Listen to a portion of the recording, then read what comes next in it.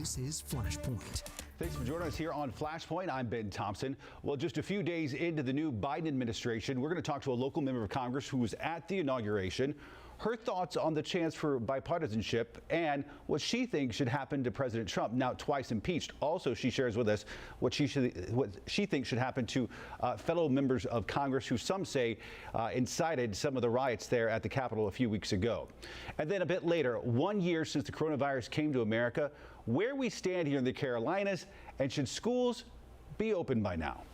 Joining me first today, North Carolina Congresswoman Alma Adams. Congresswoman, thank you for talking to us.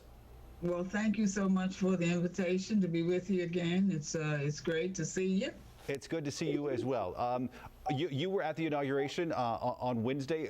First of all, give me your sense of what it's like. Few people ever get that opportunity. What was it like? Well, clearly it was a celebratory moment. It was cold, but yet it was a good cold. People gathering and having an opportunity to share as the music was playing. Of course, the scenery is outstanding. The flags and all the ambiance of the occasion was just simply outstanding. Everything was social distance, and so if you had a guest, you and your guest had to have COVID tests. Everybody there, so you felt somewhat safe in that regard. And inside the whole area was, people were very joyful about what was going to happen. And it was just a great opportunity, not only to be there, but just to just be in that environment, knowing that things were going to change, that we were going to turn a page for a promising new chapter in our country. So this transition of power was a little different for many Americans, but it was still something that we were waiting for and looking towards. We know the president has signed a list of executive orders early on dealing with things like the border wall and immigration. And some Republicans have already come out and said, well, this is not the way you're going to start off if you're going to try to be sort of a unified America going forward. Is that a fair critique? Well, I don't think it is. I think that's kind of sour grapes on their part. I think, first of all, we have to give this president a chance. He has come with a message of hope and unity, and I think if we would set our minds to that, then we could do what needs to be done for this country. Putting the coronavirus aside and economic relief aside, because I understand those are the most sort of emergent issues facing the country right now. Just as a proud Democrat, what would be your number one priority for this president, whether it be the Voting Rights Act or whether it be Equal Rights Act of some sort? What would be your number one priority once we get past this pandemic and economic crisis?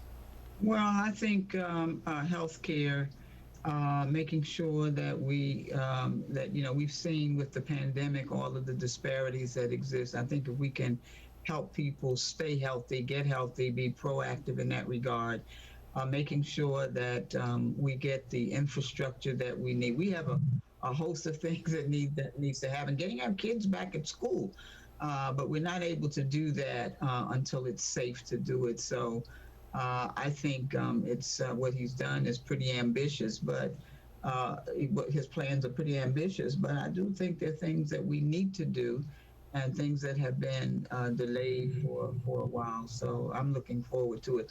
People have got to be able to get be able to sustain themselves and their families. So making sure that we put some stimulus back into this community for our cities, our towns, for people to live day to day. People have lost jobs. So we've got a lot of work to do. People have suffered, and I think we have an opportunity now to help them to move a little bit above that. You do have a lot of work to do, specifically folks over in the Senate as well, because there's going to be sort of dual tracks. There's going to be sort of legislation that the president wants, but there's also going to be furthering this impeachment. And this week you actually penned an op-ed in USA Today urging the United States Senate to convict Donald Trump at his impeachment trial. And also not only that, but prohibit him from holding public office in the future.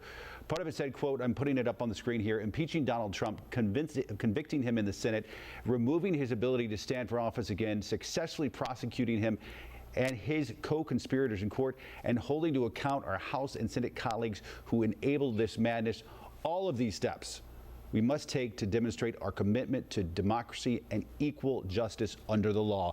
A lot of folks say, hey, again, this is not the way you start trying to bring people together, trying to coalesce different factions of politics and try to move forward. What would you say to those folks? Well, I think that we owe America an opportunity to, first of all, clear up what has happened and to make sure that we keep our democracy intact. The president was instrumental in creating this insurrection, and no one is above the law. I think we have to correct that as we move forward, and clearly. Because we set the wrong example if we don't. I want to put you on the spot here because that's the president. Yet there were members of Congress, fellow members of the delegation from North Carolina, who folks have said really incited that riot back on January 6th. What should happen to some of those members of Congress? Well, they too should be taken to task. Whether they're censored or whether things are in terms of committees are stripped from them, but clearly they need to their conduct should be a part of this investigation as well. All right, Congresswoman Alma Adams. Congressman, thank you as always. We appreciate it. Thank you so much, and you have a good day. Be safe.